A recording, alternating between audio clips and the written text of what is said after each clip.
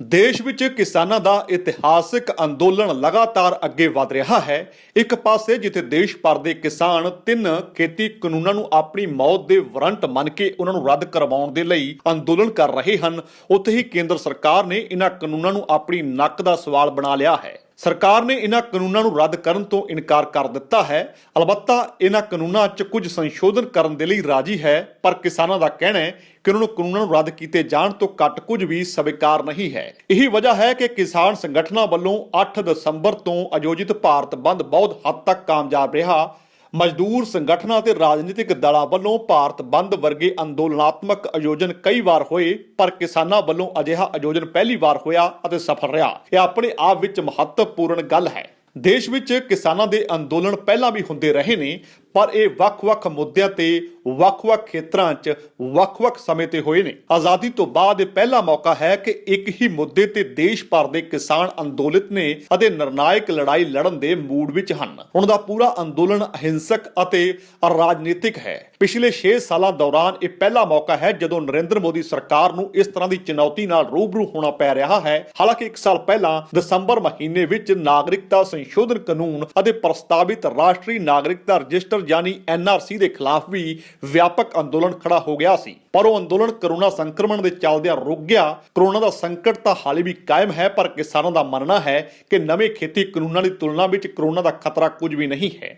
ਸਰਕਾਰ ਨੂੰ ਵੀ ਇਸ ਗੱਲ ਦਾ ਅਹਿਸਾਸ ਹੈ ਕਿ ਕਿਸਾਨ ਅੰਦੋਲਨ ਉਸ ਦੇ ਲਈ ਵੱਡੀ ਚੁਣੌਤੀ ਬਣ ਗਿਆ ਹੈ। ਇਸ ਲਈ ਉਹ ਇੱਕ ਪਾਸੇ ਜਿੱਥੇ ਕਿਸਾਨਾਂ ਨਾਲ ਸੰਵਾਦ ਕਰਨਾ ਦਿਖਾਣਾ ਚਾਹ ਰਹੀ ਹੈ, ਦੂਜੇ ਪਾਸੇ ਉਸ ਦੀ ਸਰਕਾਰ ਦੇ ਮੰਤਰੀ ਅਤੇ BJP ਦੇ ਆਗੂ ਕਿਸਾਨ ਅੰਦੋਲਨ ਨੂੰ ਦੇਸ਼ ਵਿਰੋਧੀ ਦੱਸਣ ਤੋਂ ਬਾਅਦ ਨਹੀਂ ਆ ਰਹੇ ਹਨ। ਪਹਿਲਾਂ ਕਿਹਾ ਗਿਆ ਕਿ ਇਹ ਤਾਂ ਸਿਰਫ ਪੰਜਾਬ ਦੇ ਖਾਏ ਅਦਾਇਕ ਕਿਸਾਨਾਂ ਦਾ ਅੰਦੋਲਨ ਹੈ। ਇਸ ਦੇ ਲਈ ਖਾਲਿਸਤਾਨੀ ਸਮਰਥਕਾਂ ਦਾ ਅੰਦੋਲਨ ਵੀ ਦੱਸਿਆ ਗਿਆ ਅਤੇ ਸੋਸ਼ਲ ਮੀਡੀਆ ਤੇ ਵੀ ਹਾਲੇ ਵੀ ਦੱਸਿਆ ਜਾ ਰਿਹਾ ਹੈ। ਇਹੀ ਵਜ੍ਹਾ ਹੈ ਕਿ ਇਸ ਅੰਦੋਲਨ ਦੀ ਪਹਿਲ ਪੰਜਾਬ ਤੋਂ ਹੋਈ, ਪਰ ਜਦੋਂ ਇਸ ਵਿੱਚ ਹਰਿਆਣਾ, ਉੱਤਰ ਪ੍ਰਦੇਸ਼, ਰਾਜਸਥਾਨ, ਮੱਧ ਪ੍ਰਦੇਸ਼ ਆਦਿ ਸੂਬਿਆਂ ਦੇ ਕਿਸਾਨ ਵੀ ਜੁੜ ਗਏ ਤਾਂ ਕਿਹਾ ਗਿਆ ਕਿ ਇਸ ਅੰਦੋਲਨ ਨੂੰ ਪਾਕਿਸਤਾਨ ਤੋਂ ਫੰਡਿੰਗ ਹੋ ਰਹੀ ਹੈ। ਅੰਦੋਲਨ ਵਿੱਚ ਸ਼ਾਮਿਲ ਕਿਸਾਨਾਂ ਦੇ ਸੌਣ ਬੈਠਣ ਦੇ ਲਈ ਜਦੋਂ ਦਿੱਲੀ ਦੇ ਸਿੰਘੂ ਬਾਰਡਰ ਦੇ ਆਸ-ਪਾਸ ਦੀਆਂ ਮਸਜਿਦਾਂ ਖੋਲ੍ਹ ਦਿੱਤੀਆਂ ਗਈਆਂ ਤਾਂ ਉਸ ਤੇ ਵੀ ਸਵਾਲ ਚੁੱਕੇ ਗਏ ਕਿ ਇਸ ਵਿੱਚ ਮੁਸਲਮਾਨ ਕਿਉਂ ਸ਼ਾਮਿਲ ਹਨ। ਮੰਨੋ ਮੁਸਲਮਾਨ ਇਸ ਦੇਸ਼ ਦੇ ਨਾਗਰਿਕ ਨਹੀਂ, ਕਿਉਂਕਿ ਇਸ ਅੰਦੋਲਨ ਦਾ ਇਹ ਸਮੂਹ ਵੀ ਸਮਰਥਨ ਕਰ ਰਹੇ ਹਨ। ਉਹਨਾਂ ਨੇ 1 ਸਾਲ ਪਹਿਲਾਂ CAA ਅਤੇ NRC ਦੇ ਵਿਰੋਧ ਵਿੱਚ ਅੰਦੋਲਨ ਕੀਤਾ ਸੀ, ਇਸ ਲਈ ਉਹਨਾਂ ਦੀ ਭਾਗੀਦਾਰੀ ਤੇ ਵੀ ਸਵਾਲ ਉਠਾਇਆ ਜਾ ਰਿਹਾ ਹੈ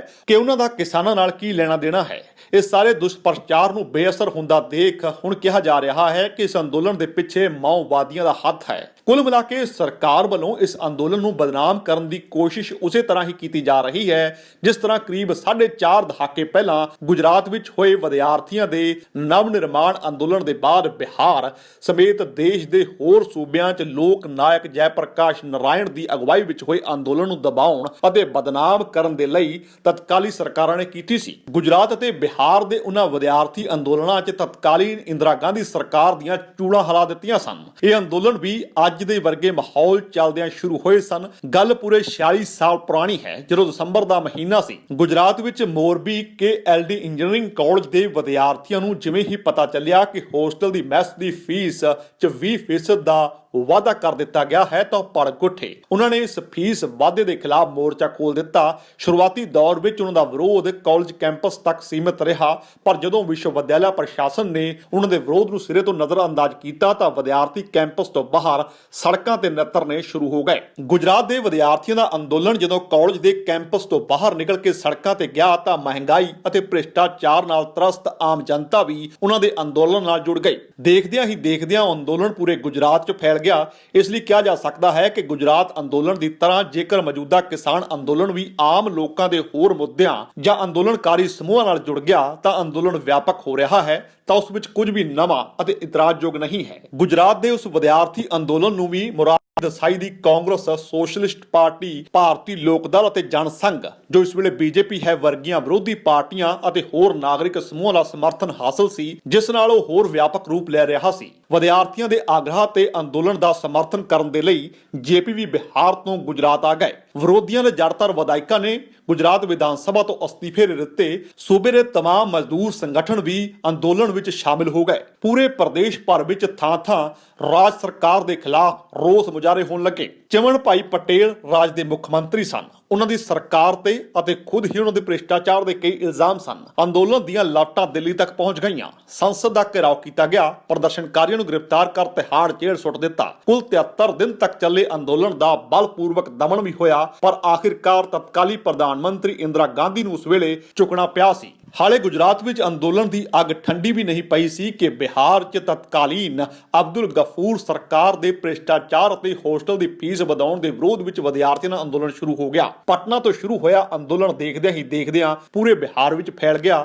ਵਿਦਿਆਰਥੀਆਂ ਨੇ ਜੇਪੀ ਤੋਂ ਅੰਦੋਲਨ ਦੀ ਅਗਵਾਈ ਕਰਨ ਦਾ ਅਨੁਰੋਧ ਕੀਤਾ। ਜੇਪੀ ਇਸ ਅੰਦੋਲਨ ਦੀ ਅਗਵਾਈ ਕਰਨ ਦੇ ਲਈ ਇਸ ਸ਼ਰਤ ਤੇ ਤਿਆਰ ਹੋਏ ਸਨ ਕਿ ਅੰਦੋਲਨ ਦੇ ਦੌਰਾਨ ਵਿਦਿਆਰਥੀ ਕਿਸੇ ਵੀ ਤਰ੍ਹਾਂ ਦੀ ਹਿੰਸਕ ਕਾਰਵਾਈ ਨਹੀਂ ਕਰਨਗੇ। ਜਿਵੇਂ ਕਿ ਇਸ ਕਿਸਾਨ ਅੰਦੋਲਨ ਦੇ ਆਗੂਆਂ ਨੇ ਵੀ ਸ਼ੁਰੂ ਵਿੱਚ ਕਹਿ ਦਿੱਤਾ ਸੀ ਕਿ ਪੁਲਿਸ ਸਾਡੇ ਤੇ ਪਾਣੀ ਦੀਆਂ ਬੁਛਾਰਾਂ ਪਾਵੇ ਜਾਂ ਲਾਠੀ ਗੋਲੀ ਚਲਾਏ, ਸਾਡੇ ਵੱਲੋਂ ਕੋਈ ਹਿੰਸਕ ਪ੍ਰਤੀਕਿਰਿਆ ਨਹੀਂ ਕੀਤੀ ਜਾਵੇਗੀ। ਹਮਲਾ ਚਾਹੇ ਜਿਵੇਂ ਦਾ ਵੀ ਹੋਵੇ, ਸਾਡਾ ਹੱਥ ਕਦੇ ਨਹੀਂ ਉੱਠੇਗਾ। ਜਿਸ ਤਰ੍ਹਾਂ ਅੱਜ ਮੋਦੀ ਸਰਕਾਰ ਦੇ ਮੰਤਰੀ ਅਤੇ ਬੀਜੇਪੀ ਸ਼ਾਸਿਤ ਸੂਬਿਆਂ ਦੇ ਮੁੱਖ ਮੰਤਰੀ ਕਿਸਾਨ ਅੰਦੋਲਨ ਨੂੰ ਖਾਲਿਸਤਾਨ, ਪਾਕਿਸਤਾਨ, ਮਾਓਵਾਦੀਆਂ ਨਾਲ ਜੋੜ ਕੇ ਦੇਸ਼ ਵਿਰੋਧੀ ਦੱਸ ਰਹੇ ਹਨ, ਉਸੇ ਤਰਜ਼ ਤੇ ਅੰਦੋਲਨ ਦਾ ਸਮਰਥਨ ਕਰ ਰਹੇ ਵਿਰੋਧੀ ਦਲਾਂ ਨੂੰ ਦੇਸ਼ ਦਰੋਹੀ ਕਰਾਰ ਦੇ ਰਹੇ ਹਨ। ਇਸੇ ਤਰ੍ਹਾਂ ਉਸ ਸਮੇਂ ਇੰਦਰਾ ਗਾਂਧੀ ਅਤੇ ਉਸ ਦੀ ਸਰਕਾਰ ਦੇ ਮੰਤਰੀ ਵੀ ਉਸ ਅੰਦੋਲਨ ਨੂੰ ਦੇਸ਼ ਵਿਰੋਧੀ ਸਾਜ਼ਿਸ਼ ਅਤੇ ਜੇਪੀ ਸਮੇਤ तमाम ਵਿਰੋਧੀ ਆਗੂਆਂ ਤੇ CIA ਦੇ ਹੱਥਾਂ ਵਿੱਚ ਖਿਲਣ ਦੇ ਇਲਜ਼ਾਮ ਲਗਾਉਂਦੇ ਰਹੇ ਸਨ। ਮੌਜੂਦਾ ਪ੍ਰਧਾਨ ਮੰਤਰੀ ਨਰਿੰਦਰ ਮੋਦੀ ਤਾਂ ਕਈ ਮੌਕਿਆਂ ਤੇ ਵਿਰੋਧੀ ਦਲਾਂ ਅਤੇ ਆਗੂਆਂ ਨੂੰ ਦੇਸ਼ ਦਰੋਹੀ ਕਰਾਰ ਦੇ ਚੁੱਕੇ ਹਨ। ਯਾਦ ਕਰੋ 3 ਸਾਲ ਪਹਿਲਾਂ ਗੁਜਰਾਤ ਵਿਧਾਨ ਸਭਾ ਚੋਣਾਂ ਦੌਰਾਨ ਉਹਨਾਂ ਨੇ ਪ੍ਰਧਾਨ ਮੰਤਰੀ ਮਨਮੋਹਨ ਸਿੰਘ ਅਤੇ ਕਾਂਗਰਸ ਦੇ ਕੁਝ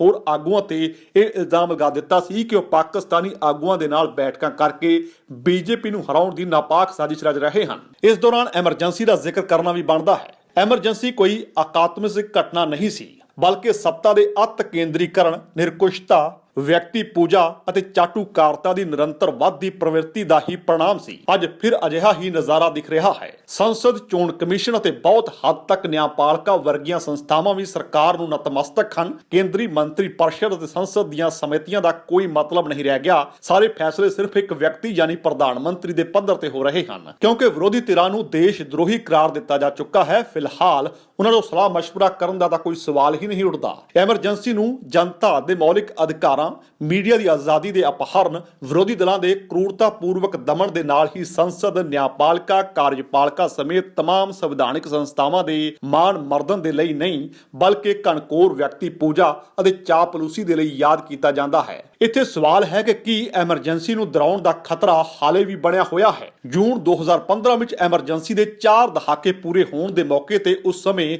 ਕਾਲਖੰਡ ਤੋਂ ਸ਼ਿੱਦਤ ਨਾਲ ਯਾਦ ਕਰਦੇ ਹੋਏ ਬੀਜੇਪੀ ਦੇ ਸੀਨੀਅਰ ਆਗੂ ਅਤੇ ਦੇਸ਼ ਦੇ ਸਾਬਕਾ ਉਪ ਪ੍ਰਧਾਨ ਮੰਤਰੀ ਲਾਲ ਕ੍ਰਿਸ਼ਨ ਅਡਵਾਨੀ ਨੇ ਦੇਸ਼ ਵਿੱਚ ਫਿਰ ਤੋਂ ਐਮਰਜੈਂਸੀ ਵਰਗੇ ਹਾਲਾਤ ਪੈਦਾ ਕਰਨ ਦਾ ਖਦਸ਼ਾ ਜ਼ਾਹਰ ਕੀਤਾ ਸੀ। ਉਹਨਾਂ ਨੇ ਇੱਕ ਅੰਗਰੇਜ਼ੀ ਅਖਬਾਰ ਨੂੰ ਦਿੱਤੇ ਇੰਟਰਵਿਊ 'ਚ ਦੇਸ਼ ਨੂੰ ਆਗਾਹ ਕੀਤਾ ਸੀ ਕਿ ਲੋਕਤੰਤਰ ਨੂੰ ਕੁਚਲਣ ਵਿੱਚ ਸਮਰੱਥ ਤਾਕਤਾਂ ਅੱਜ ਪਹਿਲਾਂ ਤੋਂ ਵੀ ਵੱਧ ਤਾਕਤਵਰ ਹਨ। ਇਸ ਲਈ ਪੂਰੇ ਵਿਸ਼ਵਾਸ ਦੇ ਨਾਲ ਨਹੀਂ ਕਿਹਾ ਜਾ ਸਕਦਾ ਕਿ ਐਮਰਜੈਂਸੀ ਵਰਗੀ ਘਟਨਾ ਫਿਰ ਤੋਂ ਨਹੀਂ ਦੁਹਰਾਈ ਜਾ ਸਕਦੀ। ਅਡਵਾਨੀ ਦਾ ਇਹ ਬਿਆਨ ਕਿਉਂਕਿ 5 ਸਾਲ ਪੁਰਾਣਾ ਹੈ, ਪਰ ਇਸ ਦੀ ਪ੍ਰਸੰਗਿਕਤਾ ਉਸ ਵੇਲੇ ਤੋਂ ਹੀ ਕਿਤੇ ਵੱਧ ਮਹਿਸੂਸ ਕੀਤੀ ਜਾਣ ਲੱਗੀ ਹੈ। ਤਾਂ ਇਸ ਵੇਲੇ ਜੋ ਹਾਲਾਤ ਦੇਸ਼ ਵਿੱਚ ਨਜ਼ਰ ਆ ਰਹੇ ਹਨ, ਉਹ ਕਈ ਪਾਸੇ ਇਸ਼ਾਰਾ ਕਰਦੇ ਹਨ। ਕਿਸਾਨੀ ਅੰਦੋਲਨ ਨੂੰ ਜੇਕਰ ਜੇਪੀ ਮੂਵਮੈਂਟ ਤੋਂ ਲੈ ਕੇ ਹੁਣ ਤੱਕ ਵਾਚਿਆ ਜਾਵੇ ਤਾਂ ਹੁਣ ਤੱਕ ਇਤਿਹਾਸ ਦਾ ਇੱਕ ਵੱਡਾ ਅੰਦੋਲਨ ਹੈ ਜੋ ਦੇਸ਼ ਵਿੱਚ ਇੱਕ ਨਵੀਂ ਅੰਗੜਾਈ ਲੈ ਰਿਹਾ ਹੈ। ਨਿਤ ਦਿਨ ਨਵੇਂ ਲੋਕ ਇਸ ਅੰਦੋਲਨ ਦੇ ਨਾਲ ਜੁੜ ਰਹੇ ਹਨ। ਪੰਜਾਬ 'ਚੋਂ ਉੱਠੀ ਇਹ ਚੰਗਾਰੀ ਹੁਣ ਪੂਰੇ ਦੇਸ਼ ਵਿੱਚ ਫੈਲਦੀ ਨਜ਼ਰ ਆ ਰਹੀ ਹੈ।